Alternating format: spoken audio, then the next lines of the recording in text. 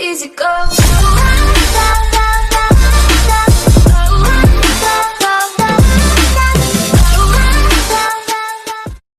Hello guys, எல்லாத்துக்கும் வணக்கம். இனி நம்ம என்ன வீடியோ பார்க்க போகிறோம்னா ஒரு செம்மையான மீலி சேலஞ்சு வீடியோ பற்றி தான் பார்க்க போகிறோம்.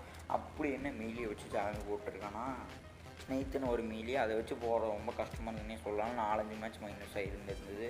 இருந்தாலும் பரவாயில்ல, உங்களுக்காக இந்த சேலஞ்சு நான் போட்டிருக்கேன். இந்த வீடியோ பிடிச்சிருந்தா மறக்காமல் லைக் பண்ணிடுங்க. அப்புறம் உங்கள் ஃப்ரெண்ட்ஸுக்கு ஷேர் பண்ணி விட்ருங்க. அவ்வளோதான், இந்த ரெண்டு பண்ணால் போதும். ஒரு மேட்ச்சில் ஒரு 2-3 பிளேயர்ஸ் அழுத்தினாலே அவுட் ஆயிரும். இந்த மேட்ச் வந்து ஒரு கிட்டத்தட்ட எல்லோரும் அழுத்திட்டு தான் இருப்பானுங்க. அதையும் தாண்டி நான் எப்படி போய் அடிக்க போனேன் அப்படின்னு கடைசி வரைக்கும் இருந்து பாருங்கள். அப்புறம் முதல்ல எடுத்து நம்ம பீக்கில் இறங்கிடுவோம். பீக்கில் வந்து என்ன கன்று ஃபஸ்ட்டு கிடைக்குதோ அதை வச்சு சேலஞ்ச் போடலாம் தான் போனேன். கரெக்டாக கீழே இறங்கினேன். சரி உள்ளே போயிடும் அப்படின்னு பார்த்தா 11 பேக் மட்டும் அப்புறம் ஒரு க்ளூவாலும் இருக்குது. ஓகே, இந்த மீலிக்கு முக்கியமாக லாங் ரேஞ்ச் வந்து சத்தியமாக அடிக்கவே முடியாது மீலி வச்சுட்டு. ஸோ நிறையா க்ளூவாலு அப்புறம் மெடிக்கிட் இருந்தாலே போதும், இந்த மேட்ச் எப்படியாச்சும் கொண்டு போயிடலாம். அப்புறம் ஷார்ட் ரேஞ்சில் வேணால் கொஞ்சம் அடிக்கலாம், கொஞ்சம்லாம் அடிக்கலாம். ஷார்ட் ரேஞ்சில் வேணால் நல்லா விடுவோம். லாஸ்ட் ஜோன்லாம் பங்கம் பண்ணலாம். ஆனால் லாஸ்ட் ஜோனே வராது, அதுக்குள்ளே நான் முடிச்சு விட்ருவேன். ஒரு 7 கில் போய் அடிச்சிருப்பேன். அங்கே ஒருத்தன் சுட்டுட்டு நான் பார்த்துட்டேன். ஸோ அவனை பொறுமையாக இருந்து ரெஸ்ட் பண்ணுவோம். ஏன் பொறுமையானா, எனக்கு பயமாக இருக்குது. நான் 4-5 மேட்ச் மைனஸ் ஆச்சதுனால கொஞ்சம் பொறுமையாக வந்து போகலாம் அப்படின்னு ஒரு முடிவில் இருக்கேன். அங்கே வெக்டார் வச்சுட்டு உட்காந்துருக்கான். நல்லாவே சவுண்டு கேட்டுது, உங்களுக்கும் கேட்கும்னு நினைக்கிறேன். ஆனால் பாருங்கள். ஓகே, ஃபஸ்ட்டு போய் அவனை அழகாக முடிச்சு விட்லாம். அங்கே 3 பேர் இருந்தானுங்க. அதில் ஒருத்தன் 2 பேர்த்த போட்டு தள்ளிட்டான் வெக்டார் வச்சுட்டு. ஸோ அவன்கிட்ட புல்லட் கம்மியாக தான் இருக்கும். ஓகே, அவனை அடிக்கிறான்டா சாமி. இருங்க, ஃபஸ்ட்டு நான் மெடிக்கிட்ட போட்டுக்கிறேன். அவன் எக்ஸமைட் எடுத்துகிட்டு வரான். ஓகே, பிரச்சனை இல்லை. வெக்டார் எடுத்துகிட்டு வந்தால் தான் பிரச்சனையே. போடு, மண்டையில் ஓடு வீட்டுக்கு. ஓகே, அவனை ஓட விட்டாச்சு. அப்புறம் கிட்டத்தட்ட எனக்கு 70க்கு மேலே பிளட்டை குறைச்சிட்டான். 74 குறைச்சிருக்கான். ஓகே, இருந்தாலும் பரவாயில்ல, நம்ம பொறுமையாக உட்காந்து மெடிக்கிட்ட போட்டு அப்புறம் போவோம். ஒரே ஒரு ஏரமோ பண்ணுறது வச்சு இதை வச்சுட்டு நான் ஒன்றுமே பண்ண முடியாது. ஆனால் நான் வச்சுருக்கிறது மீலி தான், அதனால தான். ஓகே, ஏரமோ பண்ணுறது கீழே போட்டுருவோம். இந்த மேட்ச் ரொம்ப கஷ்டமாக இருந்துன்னே சொல்லலாம். கிட்டத்தட்ட 4-5 மேட்ச் மைனஸ் ஆச்சு. ஓகே, அங்கேருந்து இங்கே கட் பண்ணிட்டு வந்தாச்சு. ஏன் கட் பண்ணிட்டு வந்தேன்னா, அங்கே ஒருத்தனும் சிக்கல, உங்களுக்கு ரொம்ப போர் அடிக்கும்னு அதனால தான் கட் பண்ணிட்டு வந்தேன். இங்கே ஒருத்தனை பார்த்துட்டேன், அவன் வரான். ஆனால் கடைசியில் பார்த்தா தெரியுது ஒரு பாட்டு. ரேங்க்டு மேட்ச்லேயும் பாட்டுன்னு விட்றானுங்கன்னா இவனுக்கு எவ்வளோ பெரிய ஆளாக இருப்பான் எனக்கு தெரியலனா காட்டுங்க. அப்புறம் பார்த்து தெரிஞ்சுக்கங்க. ஓகே, இவனை அந்த கத்தியில் போட்டு முடியலன்னா கத்தி போகல. அப்புறம் அது எங்கேயோ போகுது. ஹெட்ஷாட்டை போடலான்னு பார்த்தா ஓகே ஒரு 80. ஓகே, இன்னொரு 80 தான் செத்து போயிட்டான். ஓடுறா வீட்டுக்கு. நான் எங்கே சீனை போட்டுட்ருக்கேன். ஓகே, அவனை முடிச்சாச்சு. அங்கே ஒரு பொம்பளையை பார்த்துட்டேன். ஓகே, அவளை போய் முடிக்கலாம் அப்படின்னு போனால் அதுவும் பாட்டா என்னன்னே தெரில. ட்ரெஸ்ஸெல்லாம் நல்லா போட்டிருக்கானுங்க. பக்கத்தில் வந்தால் ஒரே ஓட்டம் பாட்டுங்களாட்ட ஓடுதுங்க, ஏன்னே தெரில. ஓகே, இவனை ஃபஸ்ட்டு முடிச்சு விட்ருவோம். ஒரு 87 போச்சு. ஓகே, ஓடுன்னு ஓடிட்டுருக்கிறா. விட்டா அவங்க அப்பா வீட்டுக்கே ஓடிடுவான் போல். ஒரு பிரச்சனையும் இல்லை, ஏன்னா இது பாட்டு தானே, பொறுமையாகவே போய் அடிச்சிருவோம் அப்படி தான் நினச்சிட்டு இருந்தேன். இருந்தாலும் என் ஒரு பொறுமைக்கு அளவு இல்லாமல் முண்டி விட்டா. இதை ஒரு இடத்துல நிற்கிறா, அப்புறம் ஓடுறா. ஒரு 58 வாங்குறா, அப்புறம் ஓடுறா. என்ன கணக்குனே தெரியல, சும்மா வளைஞ்சு ஓடிட்டு இருக்கிறா. இருந்தாலும் பரவாயில்ல, நம்ம அடித்தே ஆகணும். வேறு கன்று இல்லை, கன்று இருந்தால் கூட போட்டு மண்டையோட சாத்தி ஓடுறி வீட்டுக்கு அப்படின்னு துரத்திருக்கலாம். அப்பாடா, செத்துப்போ, வீட்டுக்கு போ. எப்படியோ அவளை அடித்தாச்சு. இந்த இடத்துல தான் நான் ரொம்ப பயந்தேன். ஆனால் ஓவராக இவன் வந்து என்னை கடுப்பேற்றிட்டானே சொல்லலாம். நான் அப்படியே எப்படியோ பேக் அடித்து போனேன். இருந்தாலும் நம்மளை போட்டு சாத்துனவன் தான். எப்படியாச்சும் பேக் அடித்தாச்சும் ஓடியாச்சும் இவனை போட்டலாம் அப்படின்னு தான் பார்த்தேன். இருந்தாலும் போட்டு இவன் விட்றதா இல்லை. நம்மளை எங்கே போனாலும் நம்ம பின்னாடியே துரத்தி வந்துட்டுருக்கிறான். எப்படியாச்சும் காப்பாற்றிடுறா சாமி, கெட்னாக்காரனே அப்படின்னு தான் நான் நினச்சிட்டு இருந்தேன். கரெக்டாக அவன் பாட்டுக்கு வாண்டடாக வந்து அடி வாங்குற மாதிரியே வந்தான். ஓகே, மண்டை மேலே வச்சு விட்டாச்சு. இவன்கிட்ட தான் நிறையா க்ளோவல் 2 இருந்துதா. இப்போ பாருங்கள் எத்தனை வருங்க.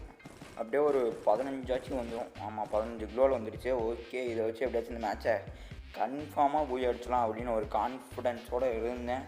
அதே மாதிரி பூயா அடிச்சிருப்பேன். ஓகே, ஒரு 4 கிலோ அடிச்சாச்சும் இன்னும் ஒரு 3 கிலோ எப்படி அடிக்கிறதுன்னு பொறுத்திருந்து பாருங்கள். ஒரு நல்லா தான் இருக்கும். ஓகே, ஃபஸ்ட்டு நம்ம வந்து இந்த க்ளூவால் வாங்கிப்போம். இதுலேருந்து ஒரு 6 க்ளூவால் தான் வாங்க முடியும். ஏன் இப்படி பண்ணாங்கன்னு தெரியல. அன்லிமிட்டடாக வாங்கலாம். முன்னாடிலாம் ஒரு 10 வாங்கலாம் ஒரு டீமுக்கு. இப்போலாம் தனித்தனியாக ஒரு ஆளுக்கு 2 க்ளூவால் தான் வாங்க முடியும் அப்படின்னு சொல்லிட்டானுங்க. ஏன் இப்படி சொன்னாங்க யாருக்கும் தெரியல. ஓகே, இருந்தாலும் பரவாயில்ல, இதுவும் நல்லா ஜாலியாக தான் இருக்குது. ஏன்னா அது டக்குன்னு தீந்துடும். இது ஓகே, இது அப்படியே இருக்குது. ஓகே, 21 க்ளூவால் இருக்குது. இது பிரச்சனையே இல்லை, எப்படியாச்சும் போய் அடிக்கலாம். அங்கேருந்து இங்கே கட் பண்ணியாச்சு. ஆனால் இங்கே ஒரு எனிமி பார்த்துட்டேன். அவனுங்க 2 பேர்த்துக்கும் ஃபைட்டு போயிட்டுருக்குது. நான் தெரியாமல் வேறு இறங்கி போட்டேன். சரி எப்படியாச்சும் அடிச்சிடலாம் அப்படின்னு ஒரு கான்ஃபிடன்ஸோடு போயிட்டேன். ஆனால் 21 க்ளூவால் இருக்குன்னா சும்மாவா, சரி வேஸ்ட் ஆனாலும் வேஸ்ட் ஆகிட்டு போகுதுன்னு மண்டையில் வச்சு அடிக்கிறேன். மண்டையிலே பட முடியாது, எல்லாம் பாடியில் தான் படுது. இருந்தாலும் பரவாயில்ல, அங்கே ஒருத்தர் இருக்கிறான், நான் பார்த்துட்டேன். மண்டையில் ஒட்டா என்ன, எங்கே ஒட்டா என்ன, எப்படியோ கில் எடுத்தாச்சு, அது போதும் நம்மளுக்கு. எப்படியோ பூய் அடிமட்டு எடுத்துட்டா போதும். அங்கேருந்து ஒருத்தன் வேறு வெறி கொண்ட வேங்க மாதிரி அடிச்சுட்டு இருக்கிறான். ஓகே, அந்த க்ளூவால் உடஞ்சிருந்து நான் இங்கே ஒரு சேஃப்டிக்காக ஒரு க்ளூவால் போட்டு 2 க்ளூவால் எடுத்துட்டேன். ரொம்ப நல்லது. அங்கே தான் ஒருத்தி இருக்கிறான், நல்லாவே பார்த்தாச்சு. இவளை எப்படியாச்சும் வேறு யாராச்சும் மாட்டி விட்டு நான் ரெஸ் ஆயிரோன்னு அப்படின்னு தான் நினச்சேன். கரெக்டாக ரஷ் பண்ண ஆரம்பிச்சுட்ருக்கிறா. சரி ரஷ் பண்ணிட்டோம், அடிச்சலாம் அப்படின்னு தான் பார்த்தேன். ஆனால் இவன் ரஷ் பண்ணுற மாதிரி தெரியல. இப்படி இங்கே க்ளூவால் போட்டு அப்படியே எல்சிபிக்குள்ளே போயிட்டா. சரி இங்கே இருக்குது நம்மளுக்கு சேஃப் இல்லை, ஜோனு வேறு வந்துடுச்சு, ஜோனுக்குள்ளே வேறு போகணும். ஜோன் இங்கே தான் ஒரு க்ளூவால் போட்டால் போயிடலாம். இருந்தாலும் நான் கொஞ்சம் சேஃபாக, ரொம்ப சேஃபாக இருக்கணும். ஜோன் சென்ட்ரு பிடிச்சிட்டா பிரச்சனையே இல்லை, எப்படியாச்சும் எஸ் ஆகிடலாம்னா. ஸ்கேனர் வேறு போடுறான் அந்த கொம்பாட்டக்காரி. வந்து இன்னொருத்தன் நம்மளை பார்த்து ரஷ் பண்ணுறான். ஓகே அடிச்சலான்னு பார்த்தா ஒரு 30 ஹெட்ஷாட் போச்சு. இதுக்கப்புறம் ஒரு அடி போட்டாலே செத்துருவோம். நான் கம்முன்னு நின்ட்டேன். ஏன்னா நம்ம மீலியில் தான் கில் அடிக்கணும். அது ஒரு தாட்டாகவே இருந்தது எனக்கு, மீலியில் மட்டும்தான் அடிக்கணும் அப்படின்னு. அவரை கரெக்டாக இன்னொருத்த மேலே ஏட்ராப் போட்டிருந்தான். ரைட்டாக இன்னொருத்த ஓடி வரான்னு நான் மறுபடியும் போய் ஒளிஞ்சுக்கிட்டேன். இவனுங்க 2 பேரும் சண்டை போடுறத பார்த்துக்கிட்டு அங்கே ஒருத்தன் சண்டை போட்டுக்கிட்டு இருந்தானா. சரி அவனை போய் அடிக்கலான்னு பார்த்தா இங்கே ரஷ் பண்ணிடுவான். ரஷ் பண்ணி நம்மளுக்கு முதுகு பின்னாடி இருந்து சொறி விட்ருவான். அப்படிங்கிட்டு ஜோனும் நம்மளுக்கு இங்கே தான் இருக்குது, ஸோ பிரச்சனை இல்லை அப்படின்னு இங்கே உட்காந்துக்கிட்டேன்.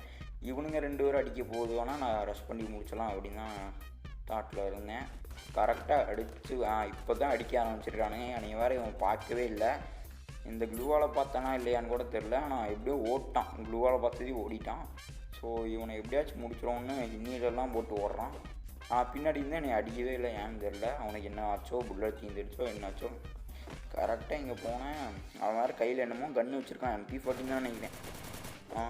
MP40 தான் வச்சுருக்கான். எனக்கு வேறு செம்ம டிக் மூமெண்ட் ஆகிடுச்சு. ஒரு எக்கடி ஒரே அடி ஓடுறா, நீ MP40 என்ன ஆனா நான் மீதியே அடிச்சிடுவேன் அப்படின்னு ஒரு செம்மையான டைலாக் விட்டுட்டு அடித்தாச்சு அவனை. ஓகே, இன்னும் ஒரு 2 பேர் இருக்கானுங்க. ஓகே பார்த்துக்கலாம் அப்படின்னு தான் பார்த்துட்டு இருந்தேன். அது அங்கே ஒருத்தன் வரான், க்ளூவால் போட்டு ரஷ் பண்ணுறான். அண்ணனை பார்த்ததையும் ஒன்றுக்கு போய் இருந்து அங்கேயே செத்து போயிட்டான். சரி நீ எங்கேயோ போடா, இன்னும் ஒரே ஒருத்தன் தான் இருக்கிறான்.